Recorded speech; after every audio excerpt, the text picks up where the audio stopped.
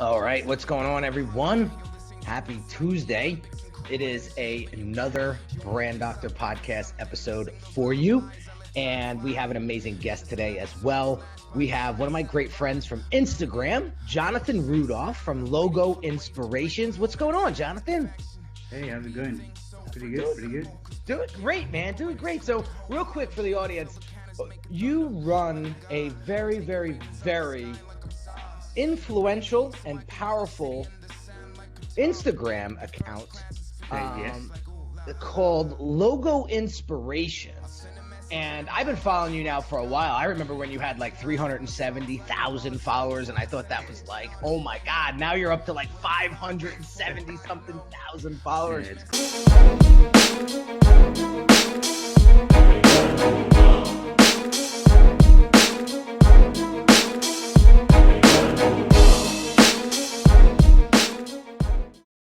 Growing so fast, yeah. It's crazy. So I have a bunch of questions for you. So let's dive in. First and foremost, I like to ask all my guests, why did you start your brand in the first place? Well, it was kind of like an accident. I didn't start it willingly. Like, I didn't think, okay, I'm going to start this Logo Inspirations brand and create the community. It started as an accident. Because I used to have, I think I told you before, I used to be a freelancer. Okay. And yeah, so my wife, she created an Instagram account for my previous business many years ago. And she was sharing like my logo work and design work on that account. And it started to pick up a lot of likes. And at this time, I wasn't getting much design work. So I thought, it's pretty interesting. Maybe I could experiment with this and maybe share other people's logos and see what happens. So I created Logo Inspirations. I still don't remember how I got the name. I still can't remember that. Well, it's pretty on point because you're inspiring the hell out of me and my team. With I'll logos, tell you that right now. And so I created the account and I started to walk the streets and take photos of logos and just upload them. And yeah, it was like a snowball effect. I got like 100 followers first day, and then it was like another 100, and then it was 1,000 like in no time, and yeah, it just grew from there. So I was doing it for about a year as a hobby, and I think it was around after about a year that I started to take it really seriously and launch a blog and try and monetize the brand. So yeah. You're a freelancer by trade? Yes. Okay, well, I have a full-time job right now, a daytime job. Okay. And then I do Logo Inspirations on the side. So. Oh my God. I'm hoping to make it a full-time job this year. Oh my God. So talk to me about that a little bit. I want to know sort of how you're monetizing it, because I mean you are quite the influencer. Yeah. Right now with this account. Well, people think it's a team. I gotta tell them that it's just one guy. They keep saying, "Hey, Logo Inspirations team," but no, it's one guy. So the way I monetize it is through affiliate marketing. Okay. And I promote this logo design course, which is done by a company in Canada called Logo Core.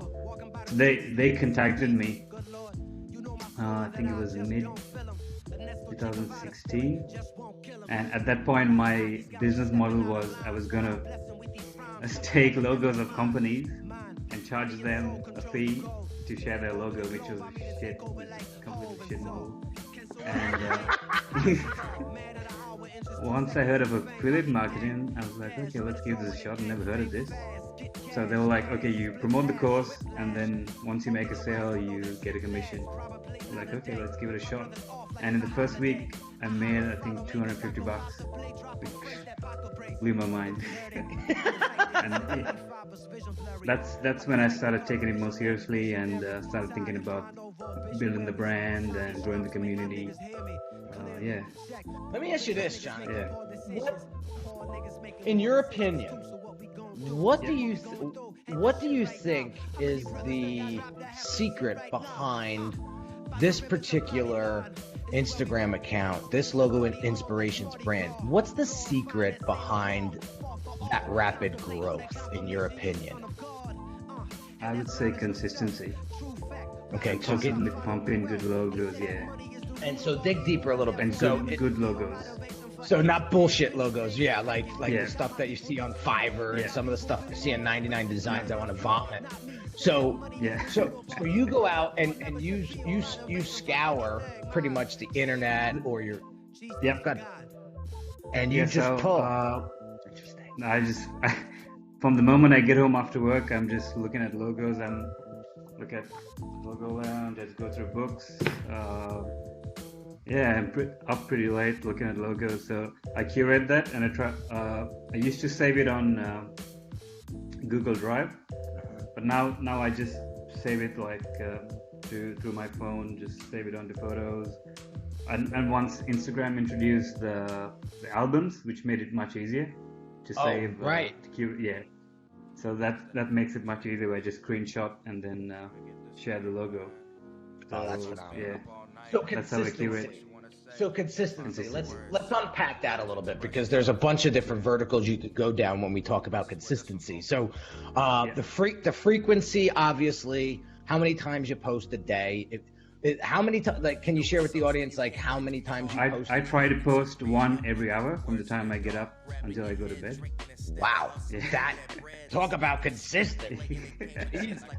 All right, so you're like an anomaly, because I don't know anybody who posts once an hour, but I can see how clean your page is, and so you post. I try to keep a standard, a high standard of logo design. Yeah. So let me ask you this: as far as consistency goes, all right. So you're very frequent with your posting.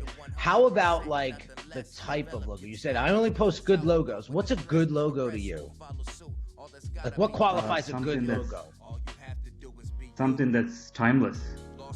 That could be good today and then be good maybe in 50 years. Like the FedEx logo is a good example. I don't think they've changed since they launched their logo. That's powerful.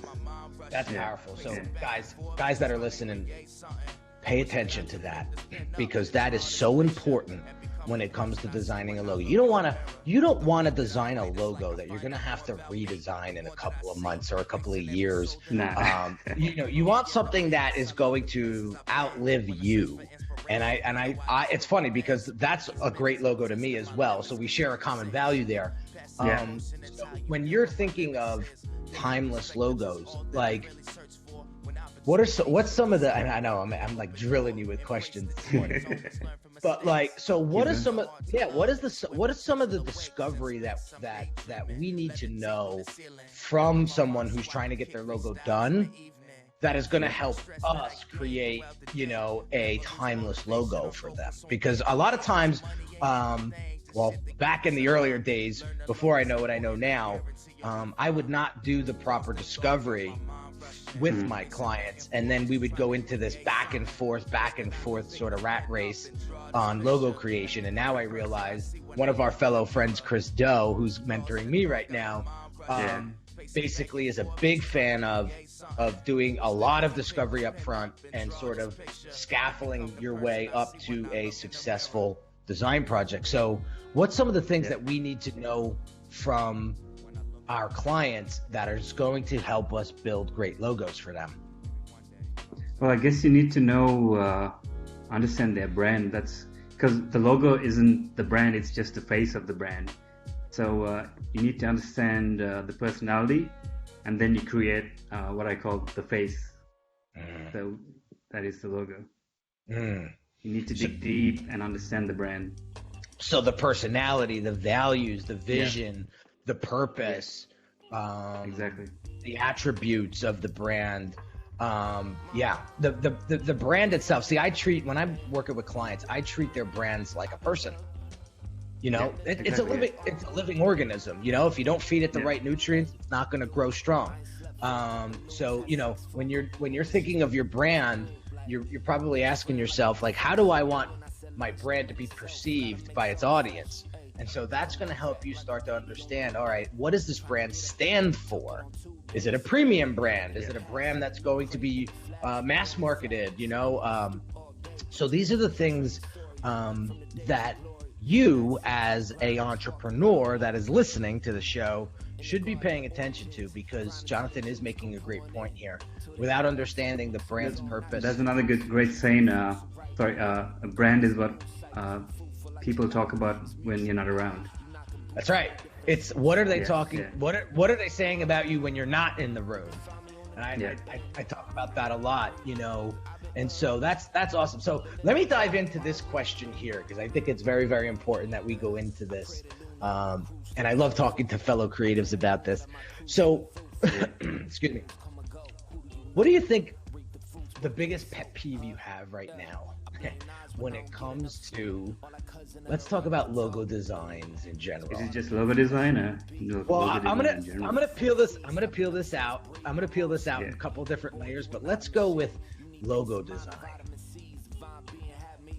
Well, one of my pet peeves, I would say one would be young designers who are not willing to learn, but think they already have it all figured out. The know-it-all. I guess I was, the know-it-all. I guess I was part of that problem when I was a teenager, but then I started to go to Behance, Dribble, and look at good design. So I started to discover every day, go through it, and then I realized, my designs aren't as great as I thought it was. So then I started to learn and design, and then you grow out of that. So you need to put yourself out there, just explore other logo design and compare yourself, and so you know where you stand. That's awesome. That's one of my pet peeves. I love it. And same goes for me. I mean, when I was starting out, I was almost intimidated by other designers because they were better than me. And I would get nervous, like, oh my God, they're gonna steal business. They're gonna be, and it's such a stupid mindset to have. And then I befriended a local designer who was probably like 15 chapters ahead of me in skill set. Yeah. And he really took me under his wing. I mean, I didn't ask him for much, and he would always, every time I would come in and visit the office, he would always pull me over to his cubicle and be like, hey, go check out how to do this lens flare. Look, I'm gonna show you how to do it real quick. Lens flares. Yeah, I know this lens flare in Photoshop. I'm dating myself. But he kind of was my inspiration and my coach in a way, where he would say, all right, I saw you do this the other day, and don't take this the wrong way. But so being open to that, and really be open-minded, and humbling yourself, like, listen, I may not be the better designer in here. When I created my team here at Unique Designz, I went out and I made sure I hired people that were better than me. I'm not afraid, and that's some of the things that's how we grow, I guess. That's the only way we grow, right? So my question, so now let's take that question, that same question, what's the biggest peeve when it comes to logo design, and let's point it towards the entrepreneur. Let's point it towards the personal brand that is trying to establish themselves. And you see them making the same common mistake over and over again. I'm sure you have personal friends that are doing this, because I do, and I always got to straighten them out when I see this. But what would you say the answer to that question would be? As an entrepreneur, like, they're developing their brand, and they're making the same mistake over and over and over again when it comes to logo design. When it comes to logo design, that's a tough one. Well, I guess since they wouldn't have the expertise, they would have to hire somebody that knows it. But I've come across a few who think they know it, so that's a huge mistake. You have to hire somebody who has the expertise. Yeah, they automatically become the art director. They've overnight become a logo expert. Yeah. And then you should be charging them more. Right? I happen to agree with you. You know, when Chris and I spoke last week, we were talking about how to qualify clients, and one of the things we talked about was he sort of unpacked this for me. I already knew it, but he said it in such an articulate way. He was like, "You're like me.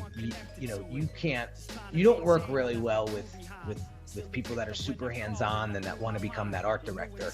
And I said, no, I just don't. And so, I mean, like you said, they're hiring you for a reason, you know, so it's almost like you got to take the best. Go ahead.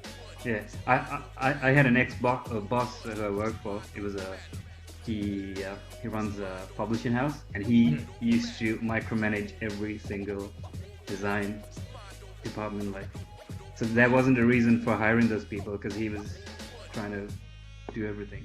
So, and it really kills us as creatives. It really kills the freedom. It kills our ability to get creative. And you know, I just pass those clients along, you know, to colleagues. I because I know I'm not going to be a service to them, you know. So you know, so getting back into you know, building Instagram and understanding what goes into building a reputable and really influential account like yours. I want to start to talk about that a little bit. I'm actually going to have Steven Snyder on the show in a couple of days. He's an Instagram influencer who's built many entrepreneurial Instagram accounts to, you know, over 1 million followers with really, really high engagement. So I sort of want to get your perspective, since you have one of those accounts yourself. You know, what are some of the things that goes into creating an influential Instagram account? Well, I guess you have to resonate with the community, and the way I do that is through logo design, and I inspire them. So I've also looked into creating video, which is going crazy at the moment. So like quick tutorials. So you got to have something that helps the community as well. So I'm helping them through inspiration and learning. So that's two things. I love it. I love it. I think inspiring your audience will go further than sound and let me rephrase this. Inspiring your audience is going to go further than ranting to your audience. I think it's always good to get a good rant out and get that out of your system. But one of my coaches said, when you inspire your audience, you bring them closer to you, and you like you said, resonate with them on a deeper level. Yeah, and I've made so many connections through Instagram as well, like Chris Do and yourself. I've even connected with Eddie Bravo. I don't know if you, worked on a project with him. Wow. So that's awesome. Yeah, that's awesome. And you know, listen, you've done a really, really good job. So I just want to dissect this a little bit deeper and pull this out for my audience in case they like sort of glazed over it. You said that you inspire your audience and you genuinely help them and you resonate with them. You put something out there, which ultimately tells me this: you know who you are serving very, very clearly. I think I see one of the biggest. You need to understand the audience. Boom. And I think one of the biggest pet peeves I have when I'm coaching clients and when I'm trying to help people build their influence on different platforms and grow their brand, it's they're not real clear on who it is that they want to serve. So when you put out content, it's sort of thin and light and vanilla. It doesn't really make an impact. You're not really helping them. You're not really inspiring them. So knowing who that is you're serving and who your audience really is, and then giving them what they want. I mean, asking them, showing them, connecting, like you said. So you do a lot of affiliate marketing now through the account, which I think is super, super powerful. I'm looking to do a lot more collaboration this year and got a few things lined up already. And I think for those people that are starting out listening to the show, if you don't have the audience that you wish you had, it's about time that you start connecting with people like Jonathan Rudolph, connecting with other people in your niche, that have those larger audience and tapping into that and saying, how could I help you? And in return, you know, maybe you can help me. And I think that's so profound. I think it's so perfect for you too. You know, this is a side gig for you, and it's like blowing up. So it's very, very important to know your role and to know your audience. So I'm not going to beat a dead horse here. So long story short, what's going on for 2018? Like, what's on the horizon for Jonathan and Logo Inspiration? This is going to be a big year. So yeah, I'm hoping to quit my job and go at this full time. That's the goal. Looking at creating some of my own products, like ebooks, online courses, merchandise, because I have the community, so I need to work on that, and try and hit that 1 million mark. Oh wow, dude, you're so close. Honest to God, to go from 570,000 or so to where you're at right now to 1 million, it's probably going to be easier for you to do it than to work from 0 to 570,000. I mean, I'm a true believer in that. Yeah, let's hope I hit that. But I also want to focus on like creating the blog, which is, I want to say, like, it's my own thing, because Instagram is another platform. So like for anybody who has a massive audience on Instagram, I would suggest that you like grow your email list, because you own that, and grow your blog if you have one, because those are the assets that are going to belong to you. It's so powerful. So that's the goal. Yeah, that's real estate you own. Yeah, exactly. You know, we're because Instagram, like, if they didn't agree with me, they could disconnect my account tomorrow, and then I got to start from scratch. So yeah. That is so powerful. So are you doing that now? Yeah, I'm working on building the email list and the blog. So. And how are you doing that? Yeah, they're good. So I'm gonna do some free ebooks that I'm working on, lead magnets. Plus, I also get leads through logo challenges that I do every month. So I collaborate with a logo designer to promote them. That's why I started to promote logo designers. So I pick a good logo designer every month, and we do a unique logo challenge. So that creates leads for the email list as well. Woo! And people are starting to like that. Yeah, starting to love the logo challenge. Yeah. Listen, I gotta talk about this for a second, because that's so powerful. You've tapped into something that a lot of people aren't doing. You're bringing your Chris Doe actually started it, and I had to give him credit for that. All right, good. He made it very credible. Yeah. Yep. You're bringing your audience in, like, you're engaged, and that's where the money is, guys. That's where the true relationship building is. It's in that engagement. Jonathan and Chris, they're bringing their audience in to what it is that they're doing, their mission, their purpose. And when people feel part of something, they're not just being talked at. Listen, we've all been to school, right? And we hated those teachers that just barked at us for an hour, right? Never asked us a question, just lectured in this monotone voice. And a lot of people out there right now have these Instagram accounts and brands that are just, they sound like the guy for dry red eyes, use that, you know, and like, that's your brand. You know what I mean? That's your brand. But I love that idea of logo challenges where you're bringing in a specific logo designer. So he's getting a huge, or he or she, I should say, is getting a huge, like, sort of promotion, right? It's almost like your agent. You're like their agent. Yeah. and so with the challenge, we try to stick. So say if the logo designer is good on negative space logos, so we make the challenge like we align it with negative space logos. So it works with that logo designer, and then he would give away like a cool gift that he would create, like a t-shirt or a poster. So then the winner gets that gift, and they feel pretty privileged. That's awesome. That's awesome. I love it. Yeah, I mean, listen, if I were to be featured on something like your platform, I'd be like, whoa! It'd be like the highlight of my life. So listen, it's good.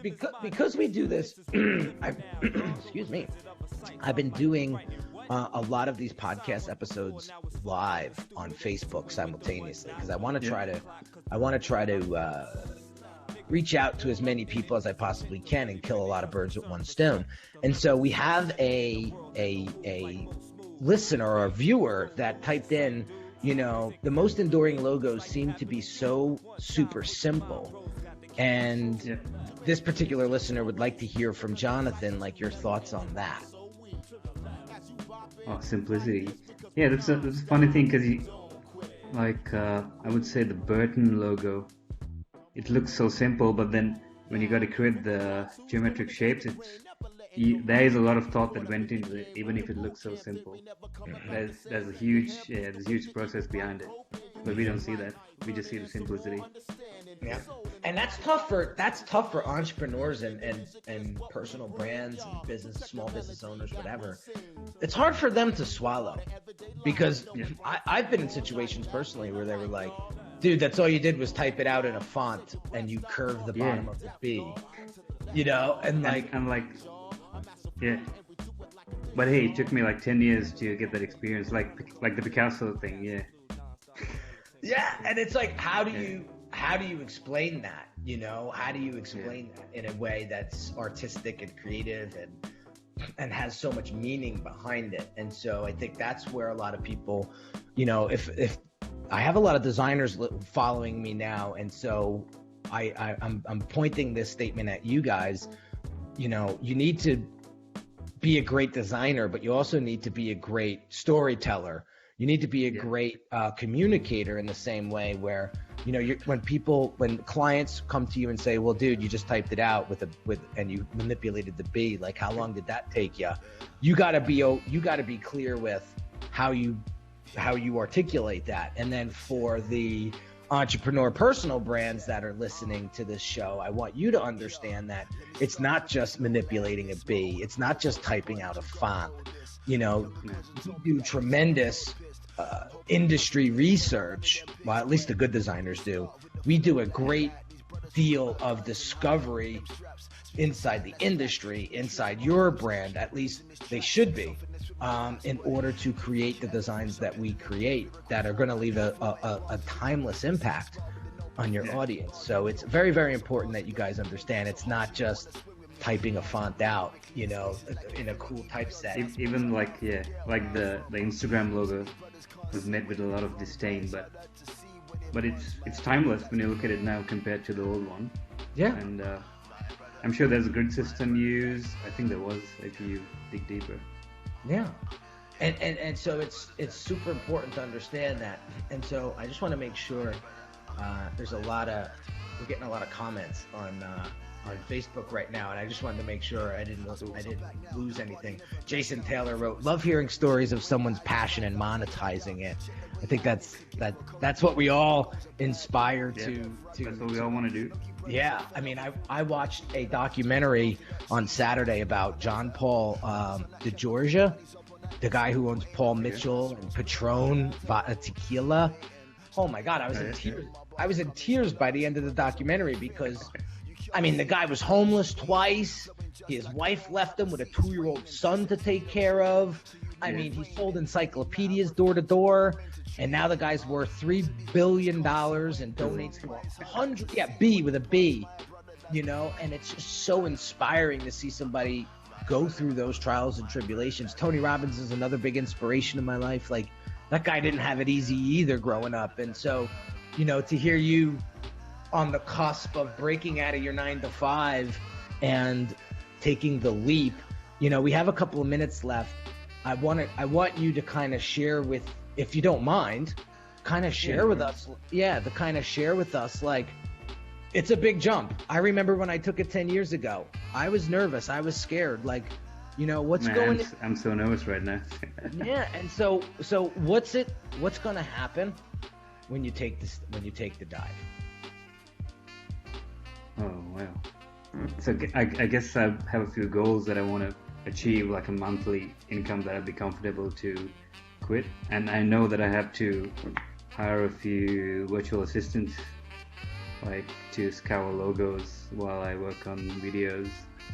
I'm still kind of figuring it out little by little. And I think you're gonna be fine. I think if me being in your situation 10 years ago, I remember it very vividly. It feels like it was yesterday that I started this business, and I feel more. So you just quit cold turkey, or? Well, I saw it coming, and just like you, I had built up a small book of business. I booked up a small book of business before I left. I remember going to visit my uncle, who I talk about a lot in my content. Yeah. And I says, Uncle Joe, I don't know if I'm going to be able to do this. And he says, well, listen, you're a bright kid. I think you're going to be fine, but you won't know unless you try. And exactly, and I remember him saying, because I went to him and I said, listen, maybe I could work for you on the side a little bit. And like, he was not hearing that, because it was like, I know where your heart's set at, and it's not construction. And he was like, well, let me talk to my daughter and this other guy who's like the VP. He's like, I'll get back to you. Never got back to me. And that was what I needed. That was the kick in the ass I needed to really just go. And I remember just putting my head down. I remember quitting. And I remember quitting, and I remember walking into my apartment and going, I'm never going back there. This is weird. This feels so uncomfortable. Like, I feel like the floor is going to come out from underneath me it could in any day, right? Yep. And then I just went to work. And that's something that I want you to understand, like, and for you to be confident in. I can tell already, and we know each other, in passing. We don't know each other that well, but from what I gather and the vibe and the energy that I'm getting from you, I can feel and sense that you're that whatever it takes type of person. Yeah. And you're gonna find a way when you're back up. Well, I work weekends as much as I can on the logo inspiration. So what I would do is not focus on, oh my God, what if this happens? I would focus on what's my next goal? What do I need to accomplish? Because Jonathan, when I tell you, when there's no turning back, they say burn the bridges if you want to take the island, right? Like, or burn the boats, or I forget. Like, that's what I did. I burned all the boats, and I said, we're going to make this happen. And my first year, I did $248,000 in revenue. Wow. One person. I didn't have VAs. I didn't even know what a VA was. I didn't have a team. I didn't have a salesperson. I went out there and literally hustled my ass off. And then when I picked my head back up, I went to my accountant. They were like, yeah, you did 248K. I was like, huh? Say what? And I think that gave me the chops. That gave me the chops to say, I can do this. So focus on what you have, focus on your strengths, focus on what you're doing, what's working, and eventually you're going to have to. And I guess it's all about mindset. That's it. The only thing that's stopping you is the way you're thinking. That's it. And so, and listen, don't get me wrong. There's days where I wake up and I get into these funks, and I quickly get out of them. I used to fall into these funks for like weeks and weeks, right? And it's not a good place to operate a business. And so I immediately know now how to get out of those funks. It's watching Evan Carmichael on YouTube every morning. It's watching, he was on the show a couple weeks ago. It's listening to Tony Robbins, reaching out to my mentor in the branding world and saying, hey, this is what's going on. And then, getting that, listen, like you have a lot of resources. Entrepreneur on Fire. I think were you on the podcast? Yeah, that's why I heard you. Yeah. And then I added you on Instagram. Yeah. Yeah, and so that's how you connect. That's how you make it happen. And so what you put in, I talked about this yesterday in an email. What you put in is what you get out. So what you put in, what you put into your brand, what you put into your logo design, what you put into your thought process and your mindset is what you're going to get out. So keep saying that you're going to need this job to live. Keep saying that it's going to be too much of a leap to go full time with this, and that's what you'll get. What's going to happen? Yeah. Then it's focus on what you want and you will receive. I always tell this story, and it sounds so stupid, but I always was into big, like nice cars. Like I grew up, my father has the same pickup truck from 1974. I heard that on the podcast, Yeah. And so I said to myself, I was so embarrassed by this freaking thing. But now when I go to visit him and it's parked in the front, I'm like, it so grounds me. But I said to myself, when I make it, I am going to have nice cars. And so every car that I've owned, and I've owned a lot, I always envisioned it. I always saw myself driving it off the lot. I saw myself driving. I've started working on some vision boards as well. Dude. A lot of entrepreneurs do that, Dude. And they're all sitting in my garage. I got them there. Yeah. You know, and I'm like, it sounds so silly, but when you can see it, you know, you can, when you keep visualizing, and it starts. It just becomes, and that's my advice to you, my friend, is to just put your head down. I think you're doing all the right things. I mean, you are on your way. You are on your way, my friend. It's just a matter of you saying, it's time. Yeah. And nobody's going to be able to do that, and nobody's going to do it for you. You just got to do it on your own. Yeah. So, dude, you got a Batman shirt on for a reason. You're a DC fan. Yeah. So, dude, I just want to thank you so much. And so, a couple of things before we go. I always ask this question to guests. What do you think we should name this episode? For me, I don't know. Put a TikTok there. Yeah. Instagram domination. I don't know. Okay. Well, I'm gonna play off the Instagram thing, but I'm also gonna play off of some of the things that you talked about that were very, very important when it comes to logo design, which is simplicity, timelessness. Yeah. So, you know, I got to play around with it, but I think it's going to be a mix of what you just mentioned.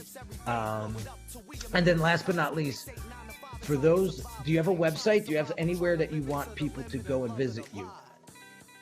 Yeah, so the Instagram account is at Logo Inspirations. The blog is logoinspirations.co, and you can find tutorials on YouTube, youtube.com/logoinspirations. I've got a few tutorials on there, yeah. Oh, that's awesome. Well, Jonathan, dude, thank you so much for coming on the show. You're in Australia, so it's like 12:30 in the morning out there. So I thank you so much for connecting with me on Instagram and just sharing your inspirations with us. And I wish you nothing but the best of luck. I think you're going to do amazing in 2018, and I can't wait to get that message from you that said, I did it. I quit. I quit the job. So there you have it, my friends. Another podcast episode in the books. I hope you got some value out of this one, guys. If you haven't joined the Brand Doctors Hangout Facebook group yet on Facebook, go over there right now and check that out. If you haven't subscribed to this podcast on iTunes, I advise that you do that. And I'm truly thankful for you guys that are all supporting this show. And if you haven't shared this with a friend or a colleague yet, I thank you in advance for that as well. I'm out. I'll catch you on another episode, guys. Have an amazing day and keep rocking. Cheers. Talk to you soon, guys. Bye-bye.